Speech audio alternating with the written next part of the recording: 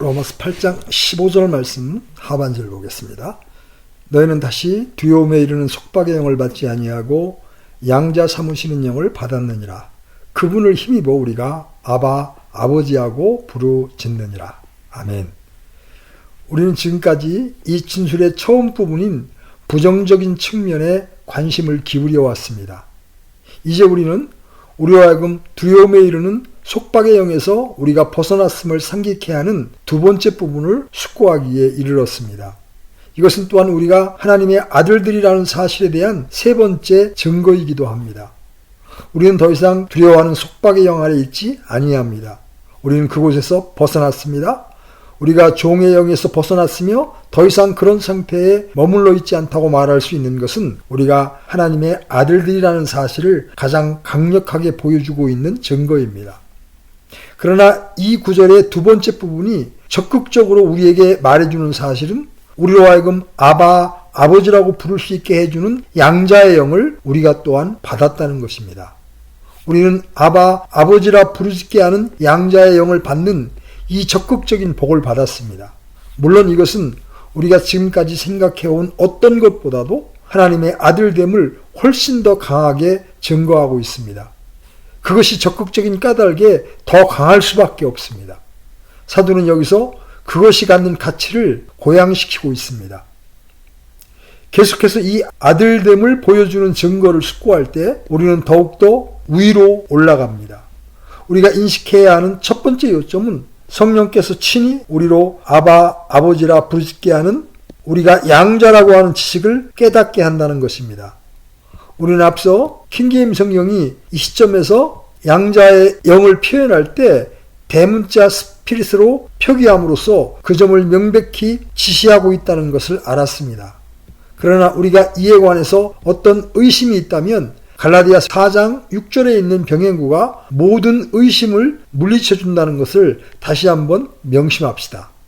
너희가 아들이므로 하나님께서 자신의 아들의 영을 너희 마음속에 보내사 아바 아버지하고 부르짖게 하셨느니라. 그 아들의 영은 성령을 의미합니다. 사도는 그 말씀 속에서 아바 아버지라 부르게 하시는 분은 성령 자신임을 명백히 말하고 있습니다. 그러나 여기서 그는 우리가 양자의 영을 받았으므로 아바 아버지라 부르짖느니라고 말하고 있습니다. 두 진술은 서로 상충되지 않습니다. 성령께서 성부에게 자신을 위해서 그렇게 부르짖지 않습니다. 우리 속에 계신 성령이 우리로 하여금 아바 아버지라 부르짖도록 인도하신다고 말하는 사도의 방식입니다. 갈라디아서 4장 6절 또 로마서 8장 15절을 함께 생각해 볼 때 거기에서 가르쳐지는 교훈은 우리 속에 계신 성령의 역사로 말미암아 성령께서 우리로 하여금 아바 아버지라 부르도록 인도하신다는 것임을 알게 됩니다. 그러나 우리를 그렇게 하도록 인도하는 것은 분명하고 명확히 성령의 작용입니다. 그것은 우리 자신이 하는 것이 아닙니다. 우리로 하여금 그렇게 하도록 충동질하고 강권하고 인도하며 또 그렇게 할 많은 이유들을 제공하는 이는 성령이십니다. 그것이 우리의 첫 번째 요점입니다. 우리가 그것을 강조해야 하는 것은 로마서 8장 15절의 두 부분에서 발견하는 병행선을 유지하기 위함인 것입니다. 두려워하는 속박의 영을 산출하는 이는 성령이셨습니다. 성령 자신은 그 무서움을 알지 못하나 그분은 영을 산출합니다. 성령께서 역사하심으로 그렇게 인도를 받는 것입니다. 이 다른 측면에 있어서도 똑같은 방식으로 우리로 하여금 아바, 아버지라고 부르짖고 싶은 욕망과 느낌을 가지도록 인도하시는 분은 성령이십니다. 두 번째로 우리는 이런 식으로 성령에 의해서 제공되는 우리의 아들됨에 대한 증거의 성격과 본질을 살펴볼 필요가 있습니다. 우리가 이 증거의 성격과 본질을 정확히 이해하는 것은 매우 중요합니다. 저는 이 특별한 요점을 강조하고 있는데 그것은 많은 성경 교사들이 전적으로 그 점을 놓치고 있는 경우를 보기 때문입니다. 많은 주석가들은 이것을 우리가 이미 14절에서 다루었던 것의 차원에서 해석하고 있습니다. 14절에 있는 말씀은 하나님의 영에 인도받는 자들은 다 하나님의 아들들이니 라고 되어 있습니다. 그들은 가르치기를 양자의 영은 다만 우리가 성령의 인도함을 받는 결과일 따름이며 우리가 우리 스스로를 여러 가지 시금석으로 시험해 봄으로써 끌어내는 일종의 추론이라고 말합니다. 그러나 그렇게 되면 같은 말을 반복하는 것에 지나지 않을 것입니다. 사상의 진전이 없게 될 것이고 우리는 우리의 아들됨을 아는 데 있어서 필요한 더 강한 이유나 증거를 아직 받지 않은 것이 됩니다. 그러나 우리가 앞으로 알아볼 바와 같이 여기서 분명한 진전과 진보가 있습니다. 그리하여 클라이맥스에 도달하고 있는 것입니다. 그래서 저는 우리가 다루고 있는 그 증거의 본질과 성격을 관심 있게 보고 있는 것입니다. 그러므로 저는 먼저 그 문제를 부정적으로 놓겠습니다. 아버지라 부르짖는 양자의 영은 여러분이 여러 시금 속에서부터 끌어낼 수 있는 것이 아닙니다. 우리는 우리 자신에게 약 10가지의 시금석을 적용시켜 봄으로써 우리가 하나님의 인도를 받는 하나님의 아들들임을 스스로 확신했습니다.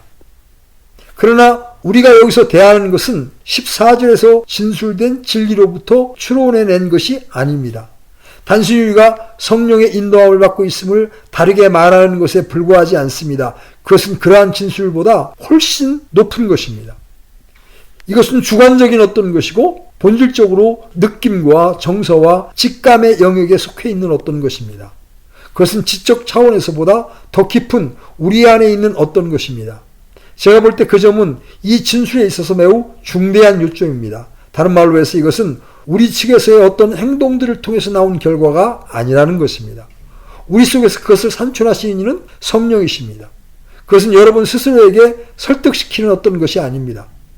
우리가 알아보았듯이 여러 시금석들을 적용시킴으로써 여러분이 성령의 인도를 받고 있는지 그렇지 않은지 하는 것을 스스로 확인해 볼 수 있었습니다. 그러나 여기서는 그러한 경우가 아닙니다.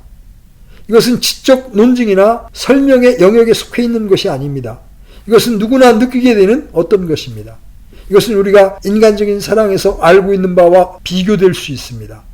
더 명백하고 단순한 유추를 사용하자면 그렇다는 것입니다.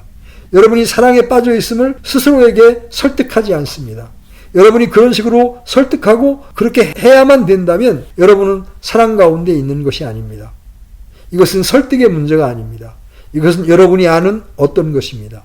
여러분은 그것을 느끼게 됩니다. 이것은 논리와 논증의 지적 차원보다 훨씬 더 깊은 차원에 있습니다. 제가 볼 때 이것은 중요한 원리입니다. 그것은 사상에 있어서의 진전을 나타낼 뿐 아니라 이와 또 다른 증거들을 제시해 주면서 하나님의 은혜를 보여주고 있는 것입니다. 훨씬 더 확실한 증거들을 하나님께서는 보여주시는 것입니다. 그러므로 이 증거의 본질은 철저하게 주관적인 것이고 성령의 작용에 의해서 산출되는 것입니다. 그러면 정확히 사도는 우리에게 무엇을 말해주고 있습니까? 그가 말하는 첫 번째 요점은 그것은 양자의 영이라는 것입니다. 그 말이 의미하는 바는 그것이 우리가 하나님의 가족의 일원인 양자로 받아들여졌다는 사실을 의식한다는 것입니다. 그것을 느끼는 것이지 그 사실을 믿는 것만이 아닙니다. 우리는 그 문제를 14절을 공부할 때 다루었습니다. 우리는 하나님의 자녀들로서 중생함을 받았을 뿐만이 아닙니다. 그 이상입니다. 우리는 하나님의 가족의 일원인 양자로 받아들여졌습니다. 양자의 전체 개념은 법적인 요소를 함축하고 있습니다. 그것은 신분과 입장을 내포하고 있습니다. 로마에 살던 사람들은 거의 다 매우 친숙했던 일이었으며 또한 그 말은 로마인들이 잘 알고 있었던 로마적인 수로입니다. 그러나 팔레스타인에 살고 있었던 유대인들에게는 일반화되지 않았었습니다. 만일 한 사람이 자기 가정의 애인을 양자로 받아들여야 한다면 그는 반드시 법적인 문서를 통해서 그 절차를 밟아야 합니다. 그 신분 이양이 법적으로 이행되면서 그 양자로 받아들여진 사람은 자기가 진정한 위치를 가지고 있음을 알아야 합니다. 그러므로 사도가 그 용어를 사용한 것은 확실히 흥미있는 일입니다. 그것은 무엇보다도 우리가 새로운 성품을 받았을 뿐만 아니라 진리 안에서 진실로 양자로 말미암아 하나님의 가정의 일원이 되었다는 것을 믿어야 함을 가르쳐주고 있습니다. 그것은 다른 것 곧 에베소 1장 3절로 4절에서 가르쳐지는 교리입니다. 사도가 여기서 강조하고 있는 점은 우리가 반드시 교리를 믿어야 될 뿐만 아니라 그것을 느껴야 되고 의식해야 된다는 것입니다. 성령의 역사로 말미암아 우리 속에 양자의 영이 있어야 한다는 것이죠. 바울은 우리가 이런 의미에서 주님께서 느끼셨던 것을 느껴야 된다고 말하고 있습니다. 저는 여기서 느낌을 강조하고 있습니다. 갈라디아서 4장 6절로 다시 돌아가 보십시오. 사도는 너희가 아들이므로 하나님께서 자신의 아들의 영을 너희 마음속에 보내사 아바 아버지하고 부르짖게 하셨느니라고 말하고 있습니다. 여기서 사도가 성령이라고 말하지 않고 자기 아들의 영이라고 말하는 것을 주목하십시오. 그는 일부러 그렇게 함으로써 그 진리를 표현한 것입니다. 우리를 양자로 받아들이시는 이 행동의 결과로 인해서 어떤 의미에서 우리가 하나님 보시기에 그분의 아들이신 주 예수 그리스도와 비교될 수 있는 위치에 서 있다는 사실을 인식시키기 위해서였습니다. 우리는 요한복음 17장 23절에 기록된 우리 주님의 대제사장적 기도에서 우리 주님이 하나님 아버지께서 자기 제자들을 위해 하신 가장 놀라운 진술들 가운데 하나를 발견합니다. 하나님께서 자기의 독생자를 사랑하신 것처럼 우리를 사랑하신다는 것입니다. 주님은 이것을 위해서 기도하신 것입니다. 저는 양자의 영이라는 말 속에서 우리가 하나님께서 자기 아들 옆에 우리를 두셨다는 사실을 깨달아야 함을 나타내고 있다고 생각합니다. 그것을 추측하는 다른 구절들이 많이 있습니다. 예를 들어서 히브리서 2장에서 이와 동일한 요점을 강조하고 있습니다. 히브리서 기자는 우리 주님을 우리 구원의 주라고 묘사하고 있습니다. 그는 우리 주님에 관해서 말하기를 거룩히 구별하신 분과 거룩히 구별된 자들이 다 하나에서 났으니 이런 까닭에 그분께서 그들을 형제라 부르기를 부끄러워하지 아니하고 이르시되 내가 주의 이름을 내 형제들에게 밝히 보이고 교회의 한가운데에서 노래로 주를 찬양하리다 하시며 또다시 내가 그분을 신뢰하리라 하시고 또다시 나와 하나님께서 내게 주신 자녀들을 보라 하시느니라. 그런 다음에 그런즉 자녀들은 살과 피에 참여한 자들이므로 그분도 마찬가지로 같은 것의 일부를 취하셨으니 그것은 그분께서 죽음을 통해 죽음의 권능을 가진 자 곧 마귀를 멸하시고 라고 했습니다. 그분은 우리의 형제이십니다. 그분은 스스로 우리의 형제가 되셨습니다. 그분은 우리가 앞으로 로마서 8장 후반부에 가서 대하게 되겠지만 많은 형제들 중에 맏아들이십니다. 그 점에 대한 사실을 포착한다는 것은 거의 불가능합니다. 그럼에도 불구하고 구속을 통해서 우리에게 일어날 일 가운데 가장 신기한 일은 우리가 하나님의 자녀가 되었으며 그분의 가족의 일원이 되었으며 또한 이러한 특이한 의미에서 우리 주 예수 그리스도의 형제들이 되었다는 것입니다. 그러므로 우리 안에 계신 성령, 곧 양자의 영은 하나님 자신의 영입니다. 아들이 우리의 중보자로서 성부를 향해서 누리고 계셨던 느낌들은 모든 신자들을 움직여야 하는 느낌이 되어야 하는 것입니다.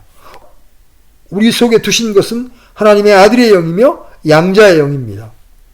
주님은 유일하신 독생자이십니다. 그리고 우리는 양자로 받아들여졌습니다.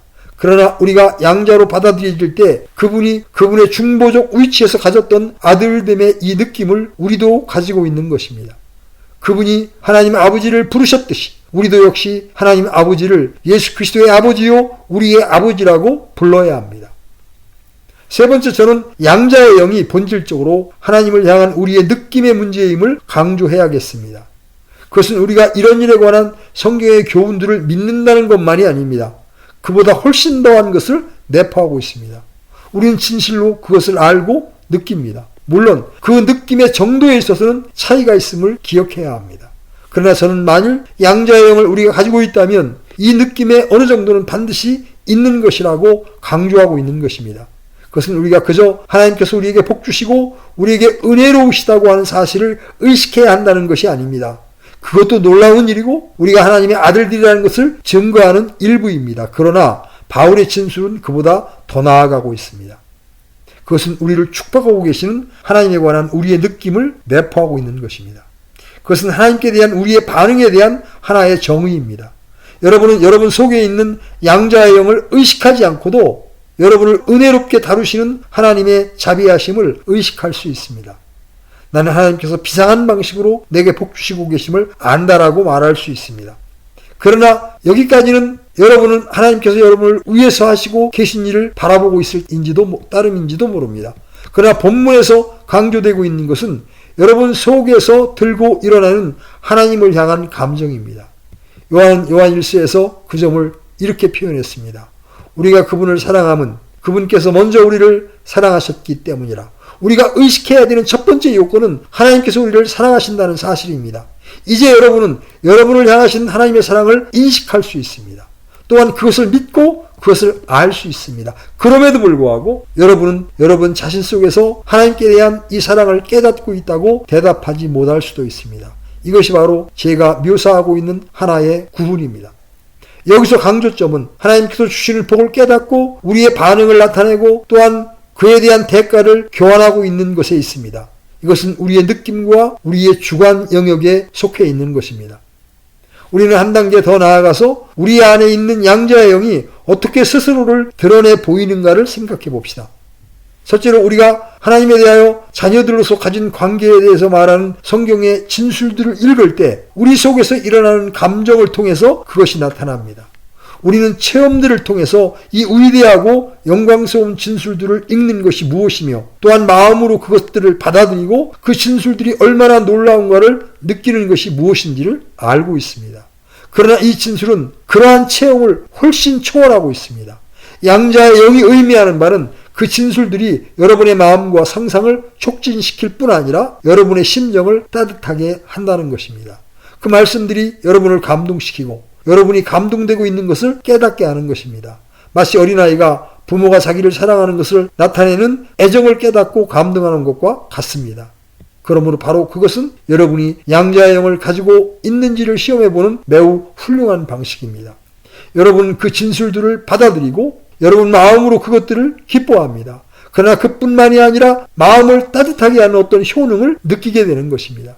이러한 일들을 말로 표현하기는 매우 어렵습니다. 설교에 관련하여 하나의 유추를 말할 수 있습니다. 설교를 듣는 사람들이 순전히 지적인 입장에서만 설교를 즐기고 있는 것이 가능할 수 있습니다. 우리는 성경 본문에 대한 분해를 이해할 수 있고 또 그것을 세밀하게 풀어나가는 것도 이해할 수 있습니다.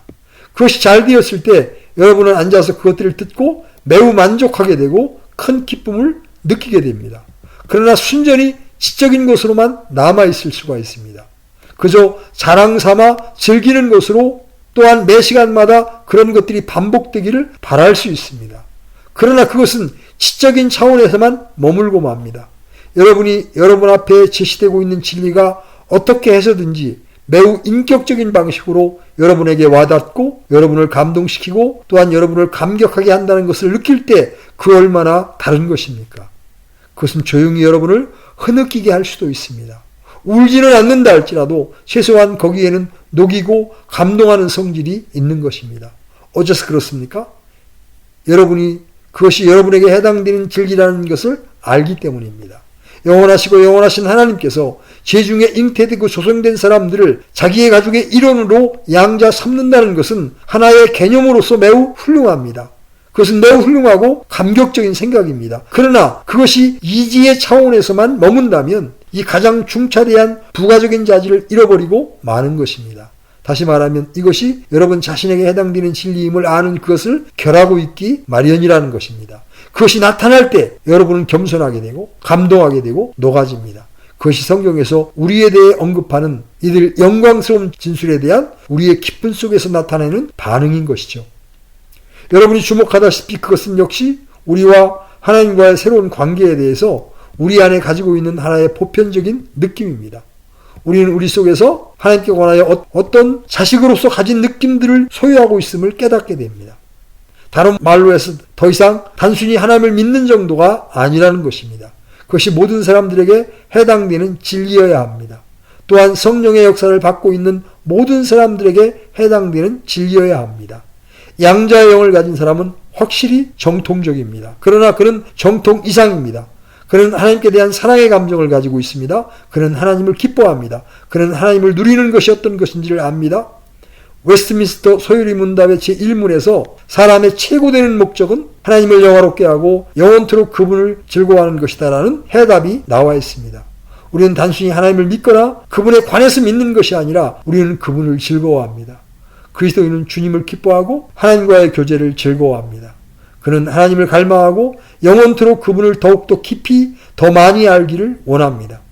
그는 성경을 읽지 않고 다만 앉아서 묵상하고 있을 때조차도 그것을 의식하고 있을 것입니다. 그는 심지어 묵상하고 있을 수만 없습니다. 갑자기 그 모든 것이 그에게 깨달아져 옵니다. 이것은 한 구절이나 또는 한 문단의 말씀으로 들어와 일어나는 어떤 일의 결과일 수 있습니다. 그는 즉시 자기가 하나님께 대하여 가진 관계를 상기하게 됩니다. 갑자기 그는 안식과 평안과 자기가 하나님의 손에 붙잡혀 있다는 느낌을 가지게 됩니다. 또한 하나님께서 자기의 아버지이며 아무도 자기를 해칠 수 없음을 느끼게 됩니다. 그는 모든 것이 잘 되어 나갈 때 이러한 체험을 가질 수 있습니다. 또 어떤 일들이 잘못되어 나갈 때 그것을 더욱더 강하게 느낄 수 있습니다. 영원한 팔 아래에 있다는 느낌을 가질 수 있는 것입니다. 여러분은 그것을 규정하여 말할 수 없습니다. 여러분은 다만 그것이 사실임을 알 뿐입니다. 여러분은 아무것도 여러분을 해치도록 허락되지 않을 것임을 압니다. 왜냐하면 여러분은 하나님의 자녀요, 하나님이 여러분의 아버지이기 때문입니다. 앞서서 우리는 우리에게 해당되는 진리를 살펴보았고 숙고해 보았습니다. 하나님이 우리의 아버지이기 때문에 그분이 우리에게 무엇을 행하시는지 등을 살펴보았습니다. 그리스도인은 체험적인 의미에서 이 모든 것을 알고 있는 것입니다. 그는 그것을 느끼고 있고 그것을 의식하고 있습니다. 그래서 그는 안식과 화평과 자기 속에서 평안과 진정한 기쁨을 가지고 있는 것입니다. 사도 바울은 우리가 탐사하고 있는 이 구절에서 이 안식과 기쁨의 감정의 특유한 성격을 특별하게 강조하고 있습니다. 그는 말합니다. 양자의 영을 받았으므로 아바 아버지라 부르짖느니라. 이것은 우리가 하나님을 접근하는 방식을 규정해주고 있으며 물론 특별히 우리의 기도 생활의 방식을 정의해주고 있습니다. 그러므로 그것을 탐사해보고 분석해보기로 합시다. 먼저 용어 자체를 살펴보겠습니다. 양자의 영은 우리로 하여금 아바 아버지라 부르짖게 하는 어떤 것이라고 말하고 있습니다. 아바 아버지, 그 말들은 무엇을 의미합니까? 그 아바 아버지라는 말은 어째서 쓰여졌습니까? 그에 대한 해답은 매우 분명하다고 주장했던 사람들이 있습니다.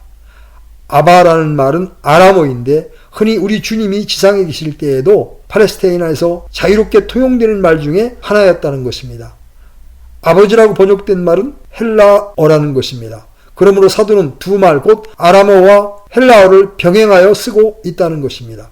그들은 주장합니다. 사도가 여기서 하나님께서 유대인들의 아버지일 뿐 아니라 주 예수 그리스도를 믿는 이방 사람들의 아버지도 된다고 말하는 것을 그런 식으로 나타내고 있다는 것입니다. 궁극적으로 여러분이 어떤 민족에 속해 있든지 간에 그것은 문제가 되지 않음을 나타내는 표현 방식에 불과하다는 것입니다. 만일 여러분이 주 예수 그리스도를 믿으면 하나님이 여러분의 아버지라는 것을 나타낸다는 것입니다. 물론 그것은 아주 옳은 이야기입니다. 그러나 그것으로서 그 두 말의 용법을 완전히 설명하는 것은 아닙니다. 분명히 사도는 여기서 이 위대한 축복이 모든 민족을 위한 것이라고 말하는데 1차적인 관심을 기울이지 않고 있습니다. 그가 말하고 싶은 것은 아바라는 말은 어린아이들이 자기 아버지를 부를 때 친근하게 사용했던 말이라는 것입니다. 어린아이들은 자기 아버지를 아버지라고 부르지 않습니다.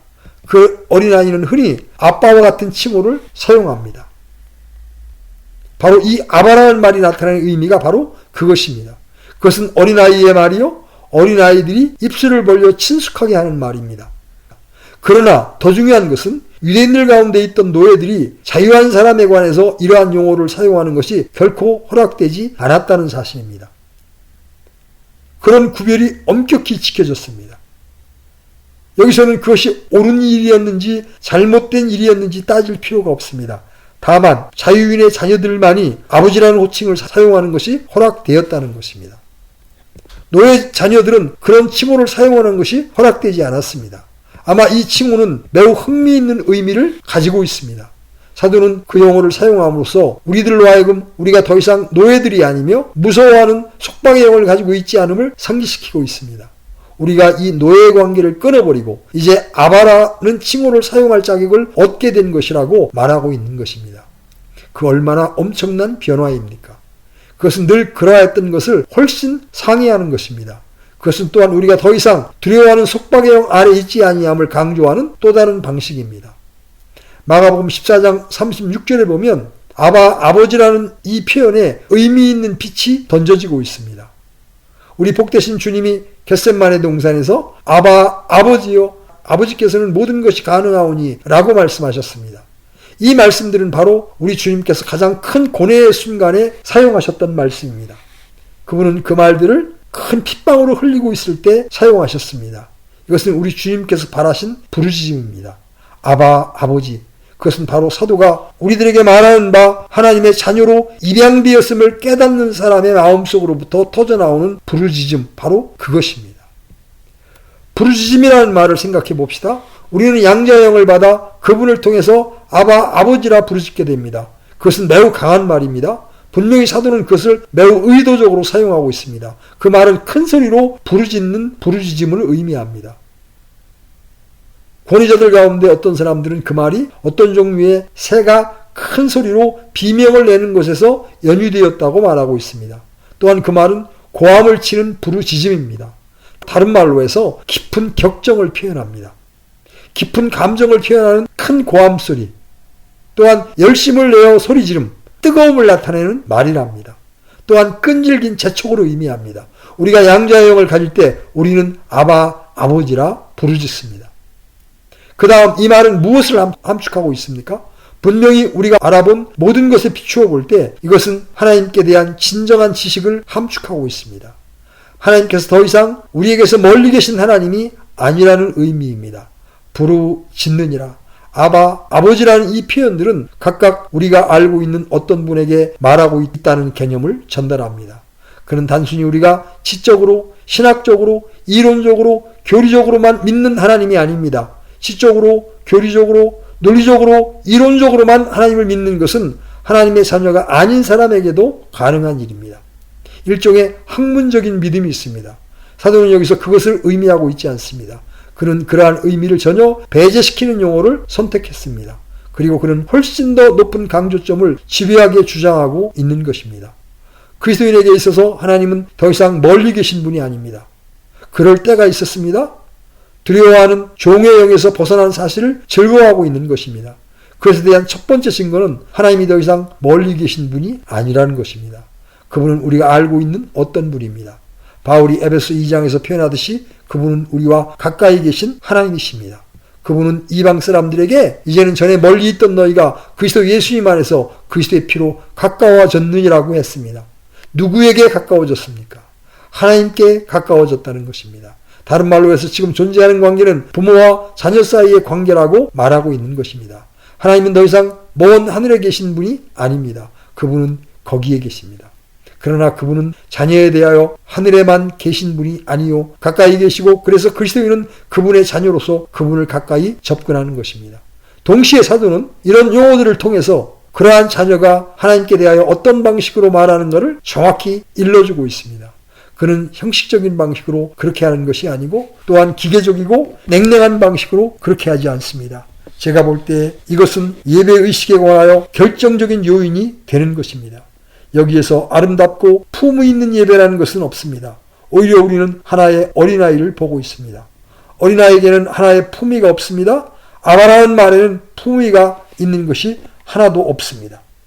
제가 보여드린 바와 같이 품위보다는 오히려 친근감입니다. 사람들이 살아있는 영적 체험에 관해서 점점 알지 못할 때 그 예배가 더욱더 형식적이 되어간다는 것을 주목하는 것은 매우 흥미롭습니다. 이것은 21세기에 있어서 가장 두드러진 사실입니다. 점점 교회가 자기들의 예배에 의식적인 요소를 도입해왔습니다. 그것은 영성의 수준이 낮아서 그런 것입니다. 다시 말하면 사람들이 하나님께 대해 살아있는 체험을 하게 될 때 그들은 형식에 점점 덜 의지하게 될 것입니다. 그런 일이 심지어 로마 카톨릭주의에서도 발견됩니다. 여러분은 로마 카톨릭의 성자들 가운데 몇 사람의 삶에 대한 기록에서 이러한 것을 읽습니다. 예를 들어서 펜네론 대주교, 마담 귀용 같은 분들은 은혜와 구원에 관한 복음적이고 살아있는 체험을 한 것이 분명합니다. 파스칼과 안센파 사람들도 역시 마찬가지입니다. 그들은 형식에 대해서 별로 관심을 두지 않았습니다. 그 이유 때문에 많은 고통을 받았습니다. 여러분의 신앙이 형식화되어 가면 갈수록 그것은 점점 더 죽어지고 영성이 빈약해지는 것입니다. 그러나 여기서 그 정반대의 특징을 강조하고 있습니다. 양자의 영을 가진 사람은 형식적이고 기계적이고 냉랭한 방식으로 기도하지 않습니다. 그의 예배나 기도하는 것이 자발적입니다. 아버지를 보고 아바라고 말하는 어린아이의 자발성입니다. 자발성뿐만 아니라 확신도 있습니다. 그 어린아이는 확신을 가지고 있습니다. 그는 그것을 분석하지 않습니다. 그는 그렇게 할 수 없습니다. 그러나 그 어린아이는 아바가 자기 아버지인 것을 압니다. 다 자란 아이들은 멀리 뒤로 물러나서 큰 점자를 빼며 매우 형식적일 수 있습니다. 그러나 어린아이는 뛰어들고 아버지의 다리를 붙잡고 늘어집니다. 그는 아무도 가지지 아니하는 권리를 가지고 있습니다. 그것은 논리와 이해의 문제가 아닙니다. 그것은 본능이요 말보다 더 깊은 것을 알고 있는 천성적인 확신입니다. 또한 이해 그 자체보다 더 깊은 것입니다. 파스칼은 말합니다. 마음은 이유를 가지고 있지만 그 이유를 알지 못한다.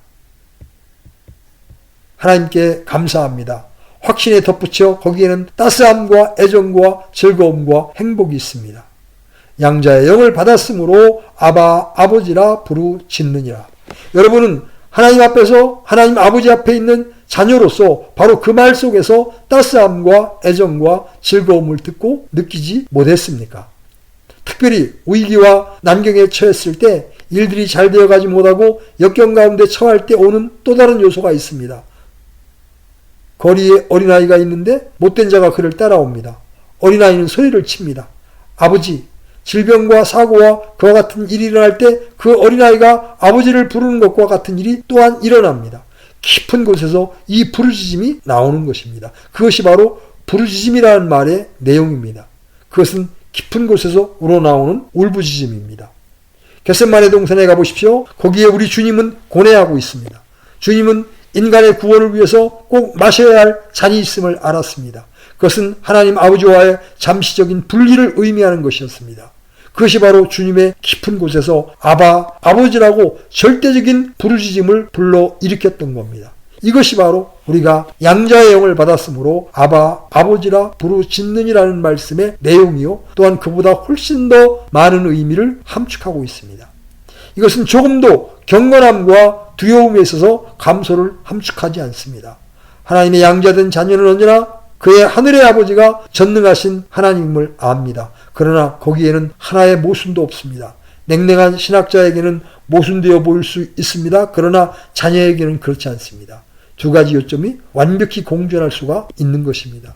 우리가 히브리서에 있는 이 두 요소를 살펴볼 때 그 점을 이미 알아보았습니다. 은혜의 왕조 앞에 담대히 나아가자는 말씀과 하나님은 소멸하시는 불이라는 말씀에서 나타나는 두 요점입니다. 우리는 자녀가 하나님께 대하여 존중과 경외심을 얼마나 느끼는지 주목하였으며 또한 그가 어떻게 그분께 말하는지를 생각해 보았습니다. 바울은 말합니다. 우리가 받은 영은 그러한 영이라는 것입니다. 사도는 우리가 무서워하는 속박의 영에서 벗어났다고 말함으로써 부정적인 측면에서 멈추지 않습니다. 적극적으로 우리는 이 양자의 영을 받아서 아바, 아버지라고 부르짖는 것입니다. 전능하신 하나님 앞에서 이처럼 느끼고 말할 수 있는 이는 하나님의 아들들과 자기들이 하나님의 아들됨을 아는 사람들 뿐입니다. 다른 사람들은 결코 그렇게 할 수 없습니다. 여러분은 스스로 이렇게 하도록 자신을 설득할 수 없습니다.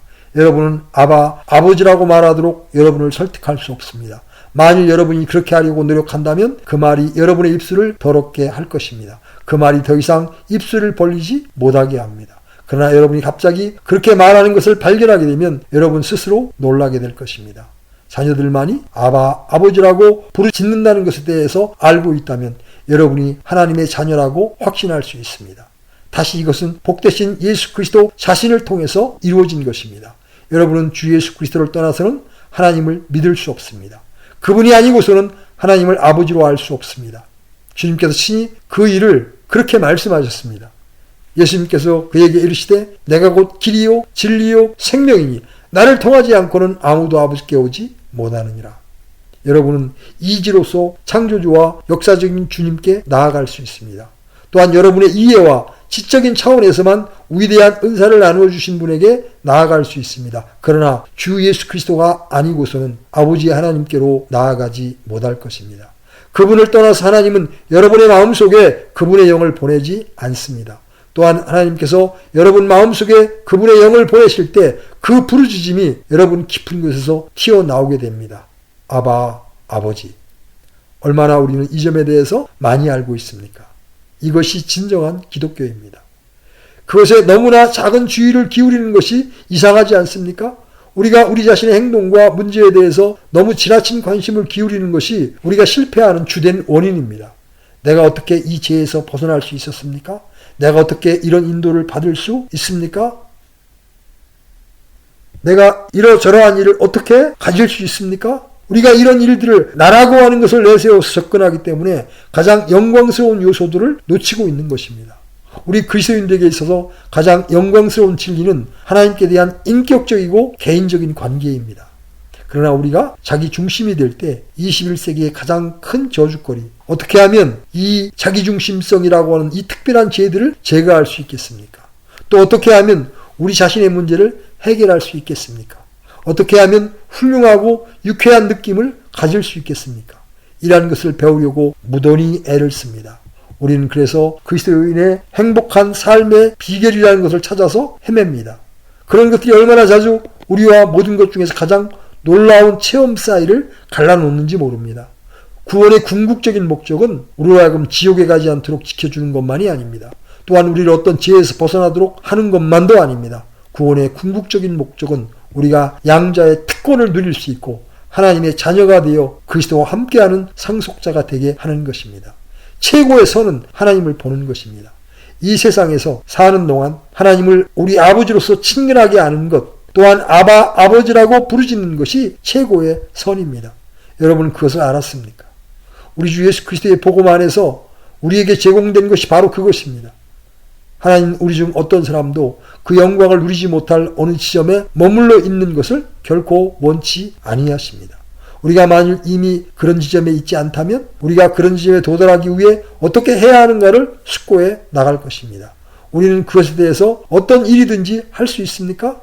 할 수 있습니다. 우리는 이미 많은 것을 해냈습니다. 그것이 가능함을 아는 것은 그 자체로 위대하고 엄청난 단계입니다. 그만큼 알지 못하는 사람들이 많습니다. 그들은 구원받았다는 것으로 만족해하고 머물러 있는 사람이었습니다. 그들이 단지 그 지식을 소유하기만 하면 되는 것이요, 어떤 괴로움들에서 벗어나기만 하면 된다고 믿고 있습니다.